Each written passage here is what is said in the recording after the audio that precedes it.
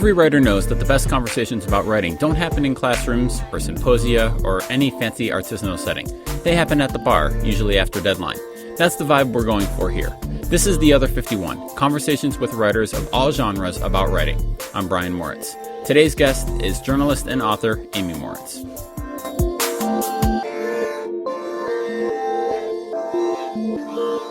Amy Moritz, welcome back to The Other 51. Thanks for joining me again. Thank you for having me again. It's exciting to be back. So exciting I couldn't talk there. So last time we talked around my kitchen. We talked about family and sports writing and newspapers and blah, blah, blah, blah, blah, blah. And you mentioned at the end that you were writing a book. And I said, well, we'll have to have you on when your book is out. And here we are, because, dude, you wrote a book. I wrote a book. And it's self-published, and it's out, and you can buy it and everything. Awesome. So let's start. Give us the overview of your book. What's it called, and what's it about? Sure. It is called I Thought You'd Be Faster, subtitled The Quest to Become an Athlete. And it's basically my athletic memoir as around sports my entire life. And a little bit about my background being around sports and a sports fan, but never really finding my niche as an athlete.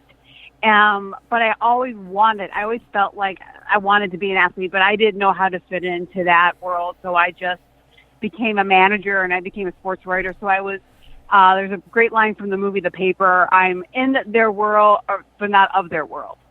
But then as I got older and into my 30s, I really felt this strong call to want to try something. And so in the book, it kind of takes you through like my journey into getting into how I finally answered that little call inside of me that wanted to do something athletic, and how I became a triathlete and then became a distance runner, but also the ups and downs of that and sort of the journey of that and the real difficulty in being able to say like, hey, yes, I'm an athlete, because you'd always qualify it. I'm an athlete, but I'm a runner, but I'm not very good. I'm not very fast, all of that sort of stuff. And the more that I talked to other women, and even elite women in their fields, whether they be thru hikers or trail runners or triathletes, they all seem to have this need to kind of qualify why their definition and their identity of themselves. So I look a little bit into that bigger picture of why we all tend to distance ourselves from claiming an identity that's really important to who we are.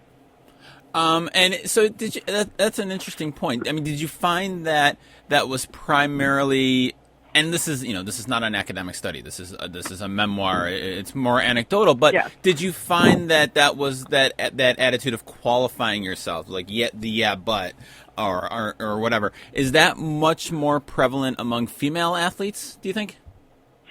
I think it is. I think it's not exclusive to female athletes. There are many male athletes that I know and talk with that also sort of qualify, what they do, but not as much and not as harshly as I've noticed that women do. A part of that, it's not an academic study by any stretch of the imagination, but I did do some research, and I did look at some research that's been done.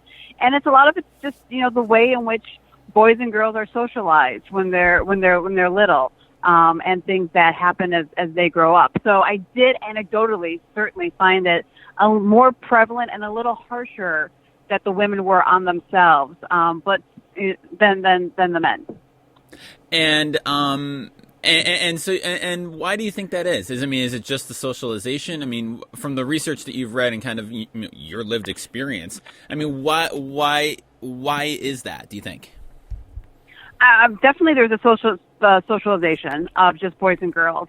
I think part of it, too, is the way in which we look at what it means to be an athlete, right? So mostly, like if I talk to a woman, there's a woman that I know who is on her way to hiking all 48 high peaks in New York State. That's a pretty athletic thing. Mm-hmm. She wouldn't consider herself an athlete because it's not competition. Like she's not trying to beat somebody else. Right. She's not in the Olympics. She's not getting paid for it. We tend to think of athletes as people who are either very elite who play team sports and who get somehow monetarily rewarded for them, whether they're pro athletes or whether they're Olympians. And while the Olympics are a great model for pretty much the only place that we celebrate and acknowledge women athletes. But so the way in which we typically look at what it means to be an athlete is this male definition. You know, you're a pro hockey player, you're a pro football player, pro baseball player. It's in a team setting. And it's all of these traits that are stereotypically masculine traits that are, you know, you give your body for the team, you dedicate everything, you play hurt. Things which actually we've learned are pretty bad for you to do. Like, right. It isn't good to play hurt, you know. And so you get your bell rung, you probably shouldn't go back onto the field. But so I think that the way in which we set up specifically athletes and what it means to be athletic in a very like male haze, I think that makes it more difficult for women. And it may be women and more in my generation and older than younger women, but definitely has that male haze to it. So why write a book? Why write a book? That's an excellent question. And I think it's like, I think I've wanted to write a book since I knew what a book was, you know, and I loved writing. I've always loved writing. I loved reading and I loved writing. And one of the reasons I became a journalist was so that I could have a steady income from writing. And, but, you know, the book, there was just something, you know, calling me to try and do it. And I've written parts of this book probably over 10 years. Like I'd started, stop it. And then finally just decided, no, you know what, like I've come on this journey. This is really interesting to me. And it's my truth and I want to, you know, tell my truth. And if it helps one person in some way become inspired or look at themselves in a different way or just reinforce something that they know about themselves, then that's great. But, you know, for me, the purpose was like to actually write the book, to actually sit down, to write it, to edit it, to see it through, and to have it, you know, be available. And then whatever happens in the universe happens in the universe. Yeah, there is kind of that rewarding aspect to it, isn't it? Like I'm writing a book now. I've written a book, and no matter what, like I just wrote a book. That's pretty cool. Yeah, well, exactly. Yeah, and I think that anybody that writes, everybody, right? Isn't the joke that everyone's got like a half-finished novel, like in their nightstand, like right. That, you know, especially if you are inclined to write at all. So there is definitely something to being like, this is something that I did, and that's immensely satisfying. So, you know, I have the benefit of insider knowledge on a lot of this stuff, but so you mentioned how you've been writing this book, like you know, fits and starts for about 10 years now, and you know, you mentioned the word calling and like why you kind of do it now. But can you remember like a specific moment or a time where it was like, where kind of like okay, now I'm really gonna write this book?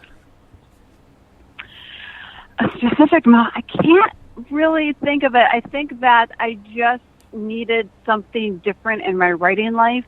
Okay. And it's like it's almost like why I decided to end up doing a triathlon. You know, in my book I described like I had this idea, but it took me like 3 years then before I decided I really went in and did a triathlon. It kind of got to the point where I could no longer ignore the voice in me. That's like, you need to finish this. You need to do this project. This is going to bring you joy. This is going to be worth the time, and the commitment and the discipline that I needed. And maybe I just needed that in my life you know, when I was writing it anyway. I just needed something that was not quite strictly regimented. I wasn't regimented about my writing, but I was dedicated to it, and there's a certain discipline that comes to it. So I can't think of like one specific moment, but it got to the point where not doing it was no longer an option. It just felt like, no, this is something I have to do now. Right, that makes sense. I mean, I don't know if I've ever told you the story of how I ended up in grad school, but I had been when I was a reporter in Binghamton, and we were, I was always toying with the idea of going to law school or going back to grad school. That kind of fanciful. It's like you think about writing a book and you think about going back to grad school. Everyone thinks that at some point, and and then some of us stupidly do that. But I was mentioning it, and I was I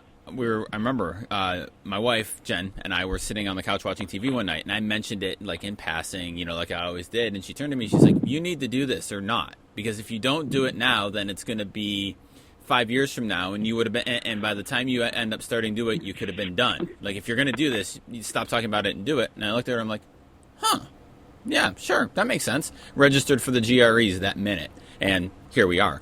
But there is something to that. That idea, I think, of whether it's writing or whatever, that if there's something that like is nagging at you, like if it's something on your mind, it's there for a reason. You know what I mean? And so like you kind of follow it and see where it takes you. Absolutely. If an idea just keeps showing up, if it just keeps showing up either in your head or it keeps showing up around you, and I think the thing that also really kicked me in the butt was I had a friend who came out with her first book. Megan Wagner, go look her up because she's awesome. And Okay. It's a book about being when you're fired, how you go on with your life after you've been fired from your job, after losing your job, moving forward. Great stuff. Mm-hmm. But I'm like, wait a minute, like I can do this. Like she did it, and she self-published, and Okay. and I can do this too. And I was already well into the process. But then you start to see like signs around you, and I also my boyfriend was. I'm like, this is kind of important to me. He's like, well, then you need to be fierce about it. Kind of like Jen said to you, like, well, then do it or don't. If you're going to do it, you got to do it. Right. And he's like, well, if it's important to you, then you got to be fierce about it. Then that's what you got to do. And if it's when something's nagging at you, whether it's grad school, whether it's writing a book, whether it's painting or writing music or, running a marathon or something, that's paying attention to that is it gets to the point where you just have to do it. So what was the writing process like for you on this? I mean, you mentioned you weren't like super disciplined on it, and I know, but I assume by that you mean like you didn't like do like it wasn't, obviously it's not your job. You're still writing for the Buffalo News, and by the way, I'm sorry about the Sabres. But so I get the impression that that's what you mean by you weren't like necessarily disciplined by, and that it wasn't your full-time job. But I'm wondering what your process was like for writing the manuscript. Right, and I think when I say I wasn't disciplined, I think I mean I wasn't regimented. Right. So it wasn't like I'm sitting down from 6 to 7 a.m. every day, and it wasn't that. But I did. So my process was now I have been writing, and I do my own personal blog, and so I had some pieces of the book already written, and they didn't stay that exact same way, but okay. So like I have a scene where I describe when I go on this women's retreat to Colorado, and I'm doing the leap of faith in the ropes course, and I'm climbing up. I had written about that previously. Okay. So one of the things I did was, I had sticky notes all over my office wall. Mm-hmm. Of like ideas of like, I want to write about this story and this thing that happened, and then I would interview people, and I would have notes about like this is really important. I like what they said. So then I can move the sticky notes into different, organized into different chapters, and that was very rough. And then my process was like, okay, well, what have I already written about? And I would gather things that I had previously written. And then I would just sit down, and when I got down to the real nitty-gritty, when I'm like, okay, I need to be fierce. This is what I need to do. I would try to, and I can't remember if I did it necessarily every day, but I think I did, like even if it was 20 minutes, like just sit down, turn my Wi-Fi off so I wasn't distracted, and just write. And it's kind of like the Anne Lamott, Bird by Bird. Mm-hmm. Like just write. Like it doesn't matter if it's good, it doesn't matter if it tastes, just keep writing. So I didn't have like a word count. I didn't, but I tried to, like, even if it was 20 minutes or whatever, I just tried to do something every day. And then when I got the first chapter done, I had a few people close to me that I trusted, like maybe two. And I said, could you read this and give me feedback? And I got some really good feedback. And, one person, it was 2 or 3 people. And I got some really good, constructive feedback in that, and I'm like, please don't tear this apart. Like, I know it needs work, but this is, very personal to me. But they gave me good feedback. And then from that feedback, I'm like, okay, this is how I need to structure this. This is what I need to do. Mm-hmm. Then I would just write through some things. And that was pretty much, my process was, my discipline was spending some time on it 5 days a week. Mm-hmm. Whether it was 20 minutes or whether I had 2 hours, and just I've heard you talk about like writing spurts, that you sit and you write for 10 minutes or 20 minutes or whatever. Yeah. And then, I give myself a reward that I could go on Twitter, which isn't always a reward, right? But, you can go on Twitter. That's the absolute worst. That's the worst reward in the history of rewards right there. But it really is. That was pre-election, I will say that. Gotcha. So that was a little different time. Right, but that I mean, and I tell my students that, and I try to preach that myself. That little bit each day adds up. Like, you don't have, and it's more attainable too. Like, mm-hmm. I've often found, and I've heard other people on podcasts say this. A guy, Merlin Mann, who I've had on the show, has said this a lot. Like, if you're gonna if you're trying to write, you don't block off 9 to 5 on Saturday, because you're not going to write for 8 hours on Saturday. That's not at all. I mean, for any number of reasons, that's not feasible. But yeah, you do 10, 15 minutes a day, 20 minutes a day, and then all of a sudden, by the end of a week, you've got, maybe 4,000 or 5,000 words. Hey, that's something to work with here. What I was wondering too, I like what you said about the feedback, and I will tell people who ask me this a lot, and I love that you did it. When you ask for feedback, it's important to kind of like, I will always ask somebody, what do you want me? What kind of feedback are you looking for from me? Like, do you want me to be brutally honest? And then if not. And so I will be. But if you're looking for like support, but yeah, you can like tweak this stuff like that. I think that's really important for when you're asking for feedback, but also when you're giving it, to be like, I never believed in that always tough love approach. Like, that works sometimes, but not always. And so like, yeah. Go ahead. And it completely depends on where you are in the work too. Right. Like if it's the final product and this is very important, and I'm like, okay, I need you to be really harsh. But if it's the very beginnings of it, it's like, and it's, either at, like I would ask, I'm like, I want you to tell me where it can be better, where I need to expand, where you're like, I have no idea why you're talking about this. What works, what doesn't work, that sort of, feedback. And I think it's also in knowing yourself. Mm-hmm. I'm not going to take rip apart criticism well, ever. It's just not that's just not how I am. I'm not wired that way.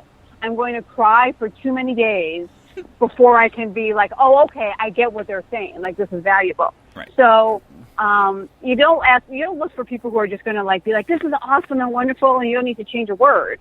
But you look for people who are going to be supportive. And if you're the person who's asked to give feedback, I think that's very critical. Like, what are you looking for? Mm-hmm. Are you just looking for me to spell check it and do grammar and punctuation?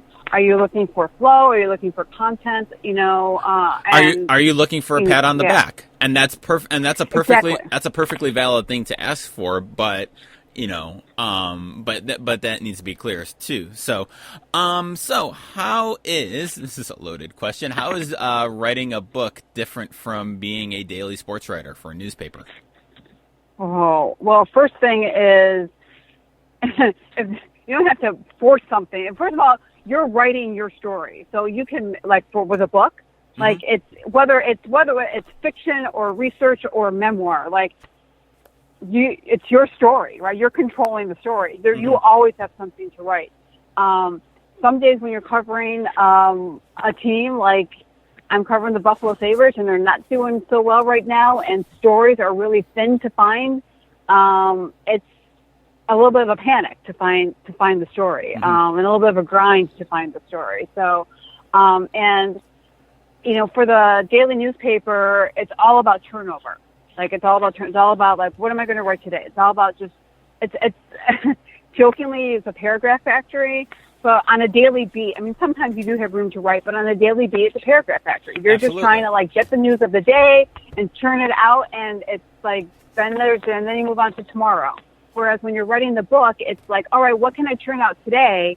Then I'm going back to what I wrote today. And then, tomorrow I'm going back to what I wrote today and looking at it and, okay, how does this fit in? And I'm looking at a bigger work, so it's not, you're just getting the words on the paper on one day and then you're reworking with them. You're working with those same words the next day. So it's obviously there's more continuity in it than there is at the newspaper where it's really is just like, turn out the paragraphs and make new ones tomorrow. Turn out the paragraphs and make new ones tomorrow.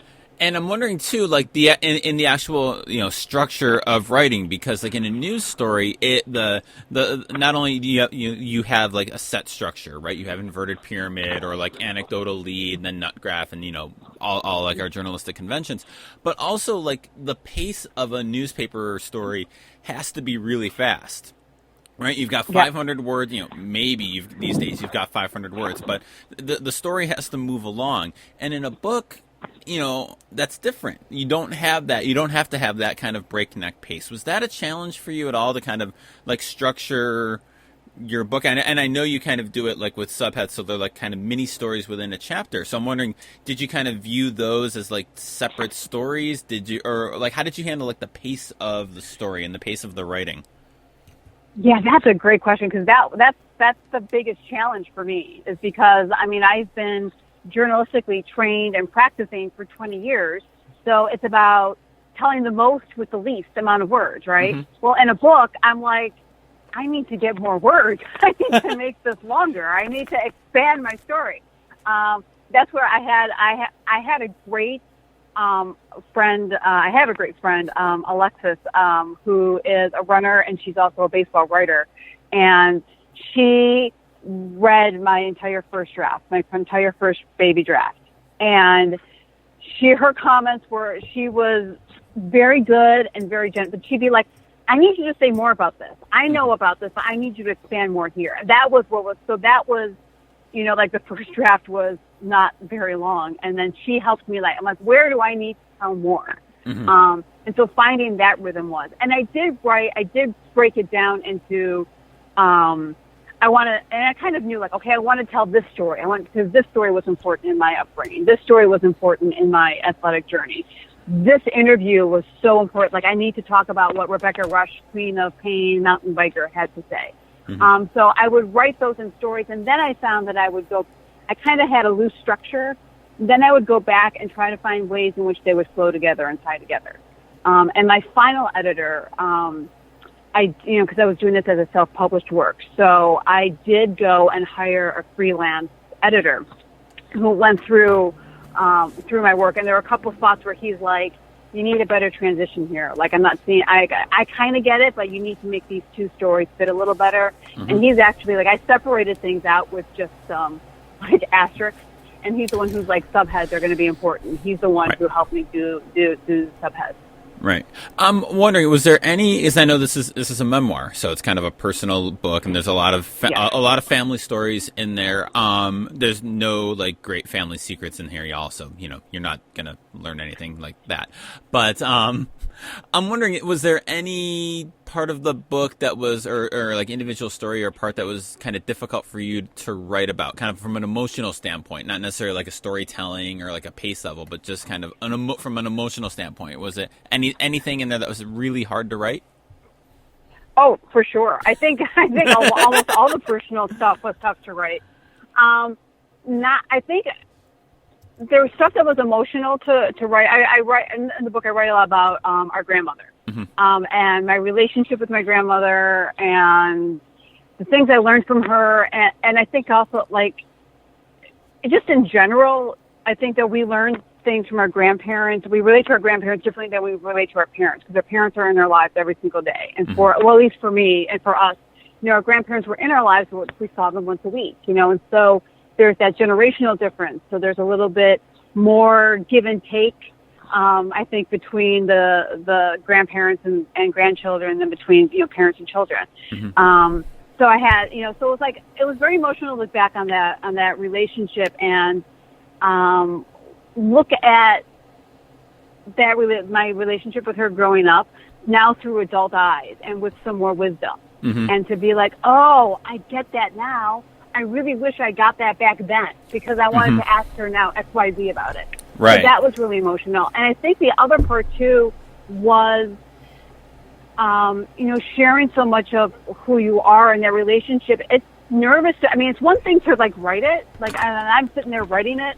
It's another thing to be like, I'm going to publish this and share this with the world. So that's, that's still a little nervous for me to have that out there and how family members are going to react and people who know me are going to react. And, and I told a story, and there are a couple of stories in the book where I, not family-wise, but with friends that I changed names because they didn't treat me necessarily so well. Right. And it wasn't about them, but it was about how I reacted to that, was the point of the story, and what that did for me. But I didn't want to call them out on it. And that was also, challenging and a little emotional because I'm like, well, I don't, I'm going to risk someone being mad at me. But again, Anne Lamott said, I'm paraphrasing, you own everything that's happened to you. If people don't like the way they look, they should have treated you better.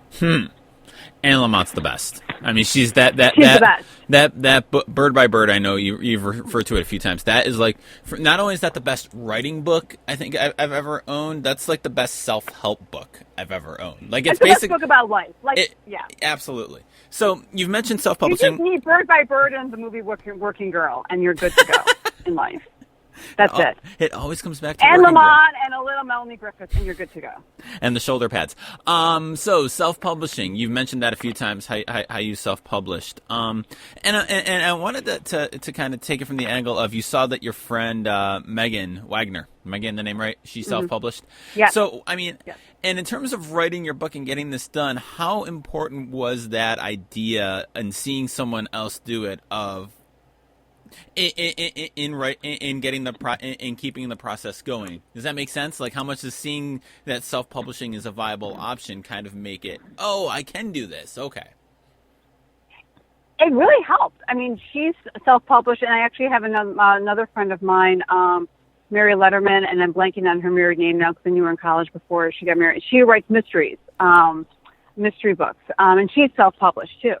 So, to know that other people have done it, I'm like, well, wait, this isn't so. When I first had the idea of writing books, it was, I got the writer's market, and I'm going through, publishers and literary agents. And, one time I went through query letters and the whole proposal. And I'm like, to me, I'm like, I'm going to write a proposal. That's can I just write the book? And then you're like, Right. So it was that whole process. And then when I saw that people were doing self-publishing and that they were having fun with it and having quote unquote success, and success is however you want to define it. I'm like, wait, this is so doable. This is completely doable. And I can do this. And it's a lot simpler than I thought. And it's a lot easier for me to, my goal isn't to, if I break even on this book, I'll be ecstatic. My goal isn't to make money. My goal is to share my story and to share what I found and to, so to be able to, and to write a book from start to finish, to publish it. So to see that other people did it successfully and enjoyed the process and learned from the process and shared their process with me was, really helped me on those days where I'm like, is this really worth it? Because I think every time you have that, is this really worth it? Is this really a good idea? And you're like, yes, it is. And here's why. Because Megan did it and Mary did it and all these other people did it, and you can do it too. If that makes sense. Yeah. So what was that moment like when you got the books? Oh my gosh. When I got the proof copies of the books, I'm like, it's like, wait, this is stinking real. I'm holding a book in my hand and it's got a shiny cover on it and it looks beautiful on the inside and it's all formatted. It's just, it was like, wow. I actually had to put it down because it was a little bit overwhelming to see that because it's, it's one of those things that it's your dream. Like I said, ever since I knew what a book was, I wanted to write one. And so to have completed the process, to physically have that in your hand, was just amazing. And and it sounds so cliche, like it hasn't really sunk in yet, but it hasn't really sunk in yet. Like I feel like I have it, but it's still like, wait, I really did this. And I think it's that time of year when you're busy, and I'm busy with my job, and now I'm trying to like promote the book a little bit, so I'm doing that stuff. So I haven't had a chance to sit down and be like, wow, this is really, really awesome. Someday I'll do that. Well, it is really, really awesome. So you're not allowed to say your own book, and I'm not allowed to say the book that my sister wrote, but what's the best thing you've read lately? Oh, my goodness. I've been in a little bit of a reading lull, so let me think what the best thing I've read recently. Oh, you know what? I just finished the book I just finished recently. It was All Quiet on the Western Front, and I had never read that before. Really? I had read parts of it. Okay. Well, I think I was assigned it in like some class in college, and I just never finished it. I think I got to like the first part where they're describing a battle on the front. And not having like a military mind or like being like clued into that stuff, I just got lost. Like it just like lost me, and I'm just like, okay, whatever.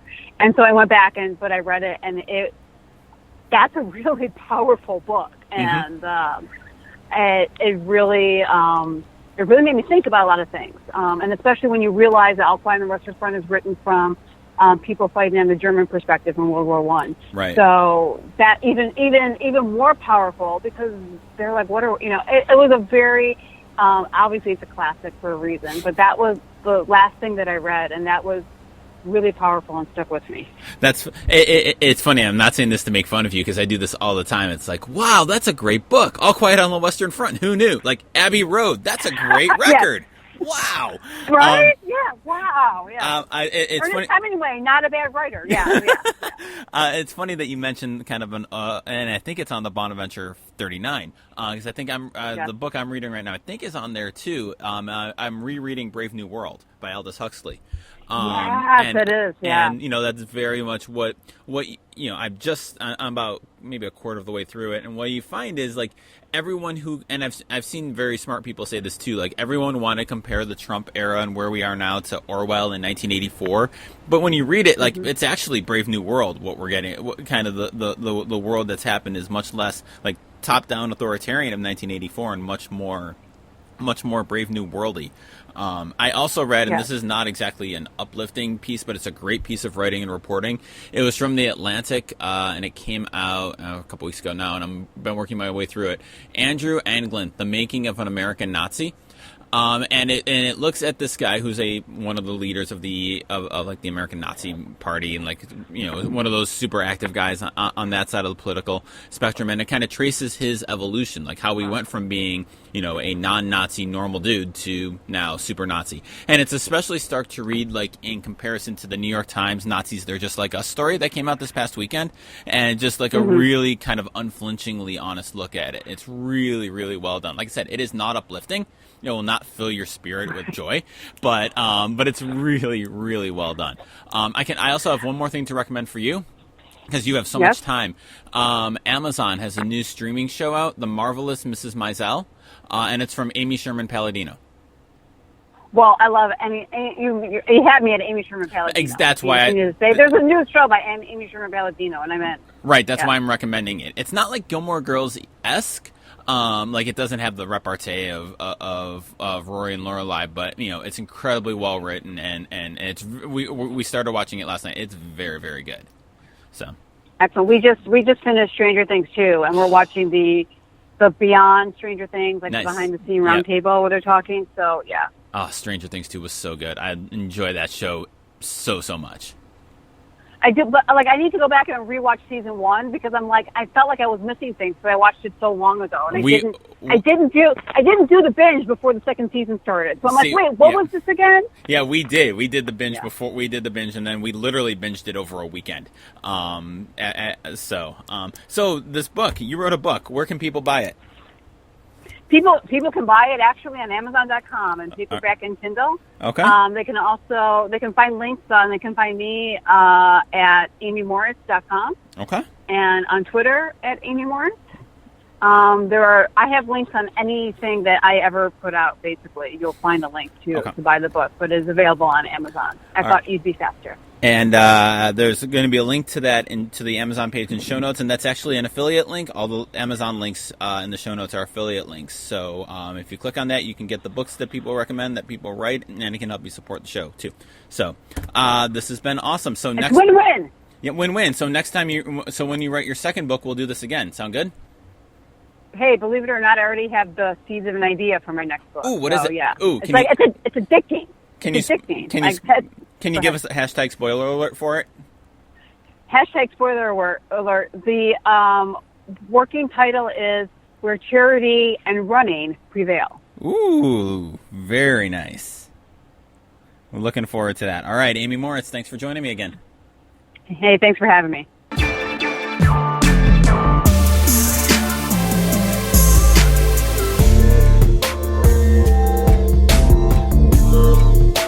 As always, thanks for listening to The Other 51. You can find show notes for this episode and all our episodes at sportsmediaguy.com on the Other 51 tab. You can subscribe to the show wherever you get your podcasts. I can highly recommend Overcast for this. Our theme music is by Amy Moritz.